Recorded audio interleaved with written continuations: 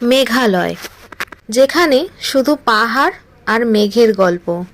পাহাড়ের চারিদিকে মেঘ এমনভাবে জড়িয়ে থাকে যেন একে অন্যের পরিপূরক।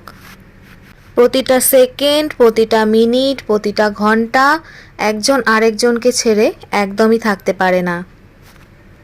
আর পাহাড় সব সময় মেঘকে আকর্ষণ করে নিজের কাছে রাখে। পাহাড় তো অনেক ঘুরেছি, কিন্তু পড়েছিলাম আমি মেঘালয় পাহাড়ের প্রেমে। পাহাড় যেমন মেঘকে আকর্ষণ করে, তেমন আমাকে কিন্তু ভীষণভাবে আকর্ষণ করে। আর মেঘালয় পৌঁছে বুঝতে পেরেছিলাম পড়েছিলাম আমি পাহাড়ের প্রেমে। স্নিগ্ধ, শীতল আর মনোরম পরিবেশে কখন যে আমি নিজেকে হারিয়ে ফেলেছিলাম বুঝতেই পারিনি।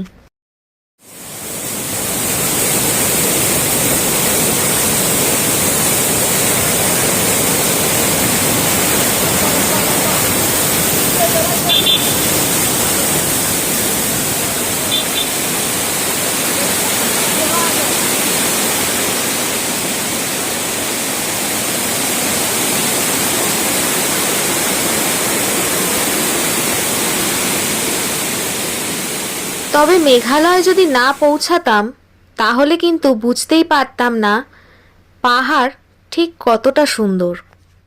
জানো তো বন্ধুরা, আমার বর্ণনার থেকেও পাহাড় কিন্তু দ্বিগুণ সুন্দর।